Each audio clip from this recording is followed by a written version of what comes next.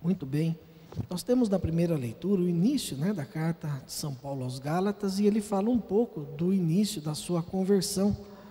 E é sempre bastante interessante nós percebermos algumas coisas que esses relatos dos escritos paulinos sempre nos trazem a respeito do início da nossa igreja, da forma como eles procediam e também de algumas coisas que desde aquela época até hoje são iguais. E nós vemos Paulo dizendo, se referindo aos Gálatas, se apresentando a eles e falando a respeito de quando ele se converteu, e a gente percebe que apesar do Paulo ser um homem missionário, uma das pessoas que mais criaram comunidades cristãs naquela época, ele chegou em lugares onde já haviam igrejas, onde já havia um povo que acreditava em Jesus. E isso a gente deve entender que já haviam discípulos, já haviam pessoas que levavam a palavra de Jesus antes do Paulo chegar. Claro, o Paulo foi um consolidador, um pregador, um organizador das comunidades, por onde ele passou, não só as que ele criou, mas também as que foram criadas por outros, e ele ajudou a essa consolidação da nossa igreja. Mas é importante a gente entender isso, que já havia uma igreja muito forte, bem estabelecida, em várias localidades, e é bom a gente lembrar que naquela época não existia a Bíblia, que naquela época havia somente os escritos do Antigo Testamento, e eles não estavam organizados em Bíblia, ou de acordo com a Bíblia, do jeito como a gente conhece. Haviam os escritos que eram antigos, depois eles foram, claro, colocados também junto com a Bíblia, mas alguns daqueles escritos daquela época também foram colocados de lado, não foram acatados, porque não eram, por assim dizer, canônicos.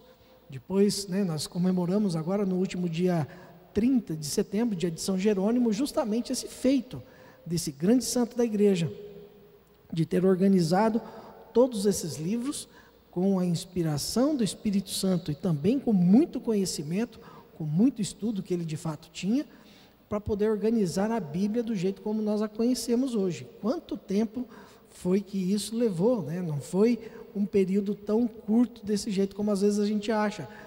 E é bom a gente entender que naquela época existia igreja e não existia Bíblia.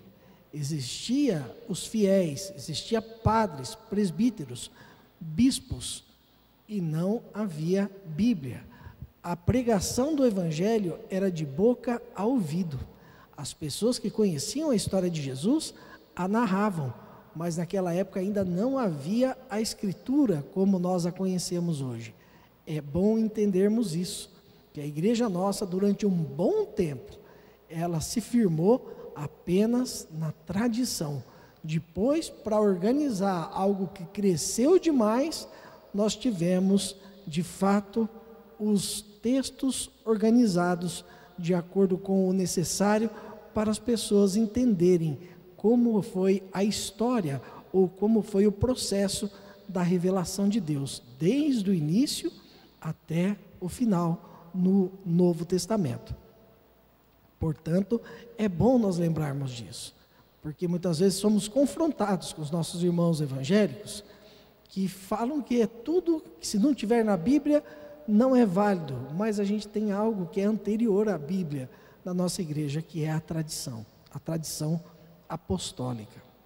Nós vemos aqui também nesse salmo de hoje, o Salmo 138 ou 139, na tradução dependendo se for hebraico ou grega, no caso aqui grega ou hebraico, na sequência que eu falei, que é aquele salmo que a gente conhece como Tu me sondas.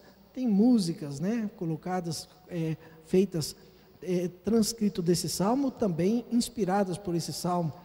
E daqui nós tiramos algo muito concreto, que por muitas vezes eu gosto de usar nas minhas reflexões. Deus nos criou, Ele nos criou na eternidade, Ele nos conhece cada partezinha nossa. Aqui o salmista coloca num olhar mais material, né? Eu digo da matéria, da carne, do tecido, mas é bom nós entendermos que Deus nos conhece também os nossos pensamentos, nossos sentimentos, o nosso caráter, o nosso ser. Ele conhece cada partezinha de nós. Ele criou, e Ele criou tudo isso com um propósito que nós devemos perseguir, buscar. Senhor, qual o teu propósito para a minha vida? Isso tudo que o Senhor fez, para que o Senhor fez? Qual a sua intenção quando o Senhor me planejou?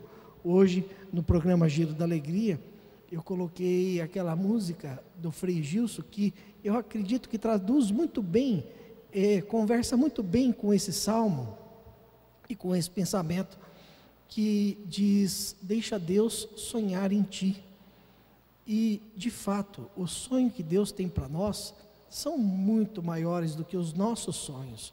Tanto que na oração, não sei se vocês prestaram atenção, da coleta de hoje, fala que Deus nos dê mais do que ousamos pedir, mais do que de fato nós pedimos na oração, porque de fato os sonhos de Deus, o que Deus tem de projeto para cada um de nós, é muito maior, é muito mais grandioso do que nós podemos imaginar. Que nós possamos sempre colocar nos nossos pedidos essa intenção: Senhor, qual a tua intenção, qual o teu propósito para mim? Me ajuda a andar no teu propósito, mesmo que eu não conheça quais os seus caminhos, me leva pelos caminhos por onde o Senhor quer que eu ande. E aí nós vemos esse evangelho de hoje, o evangelho que nós conhecemos como o evangelho da Marta, né? A passagem de Marta, irmã de Lázaro e de Maria, uma família de amigos de Jesus, amigos mesmo, amigos como nós conhecemos no mundo, não é amigos espirituais assim, não, de fato amigos, pessoas que gostavam de estar junto, que conviviam, que viviam juntos, que quando Jesus passava por ali, parava na casa deles para fazer uma visita. E a gente lembrando, né, daquela vez quando Lázaro ficou doente e morreu,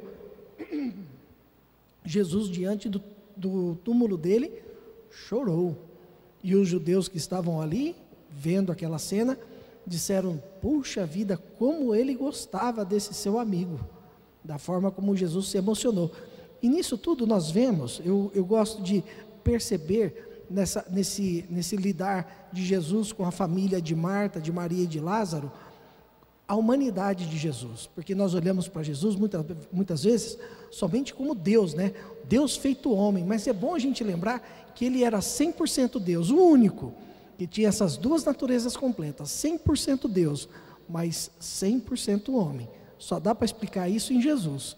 E ele, na sua humanidade, era assim, desse jeito, gostava de estar com os amigos, gostava de lidar com as pessoas. Não é à toa que nós vemos Jesus sempre nos jantares, nos banquetes, aproveitando esses momentos para evangelizar. E aqui, olha só, a bela oportunidade que ele teve. Marta abriu a casa dela, para que Jesus viesse, e recebeu Jesus na sua casa. Mas logo em seguida, o que Marta fez? Se ocupou das coisas e esqueceu da visita, esqueceu de Jesus. Quem foi se ocupar de Jesus, quem foi ficar com Jesus, foi Maria. Provavelmente Lázaro também estava junto, mas aí vem a Marta: puxa vida, por que o Senhor não pede para ela vir me ajudar? E o que Jesus responde? Puxa, Marta, você está tão atarefada, olha só tem uma coisa que de fato é necessária. E o que é o necessário? Escutar a palavra de Jesus, escutar a palavra de Deus, conviver com Deus, estar em comum união com Jesus, ou seja, em comunhão com Jesus. Uma só coisa é necessária e não lhe será tirada. Nós temos que olhar para essa passagem e pensar, trazer para a nossa vida, para o nosso particular, no meu caso, do diácono Fábio, que um dia resolvi aceitar Jesus na minha vida, quis seguir esse Jesus. Eu convidei Jesus para entrar na minha casa, na minha vida, no meu coração. Mas pode ser que os afazeres dentro da igreja, da organização, do diaconato, no meu caso, me levem a estar muito atarefados e me esquecer do que de fato é o mais importante: escutar Jesus, escutar a palavra de Jesus. Uma só coisa é necessária, uma só coisa é necessária, e isso não lhe será tirado. Se nós de fato gostamos, queremos Jesus para a nossa vida, nós precisamos cuidar disso, para nunca perder. Claro, temos as tarefas a cumprir, se nós estamos dentro da igreja, de repente temos funções que nos são passadas dentro de pastorais, de movimentos, dentro da organização da igreja, mas isso nunca pode nos tirar o que é o único necessário: estar perto de Jesus.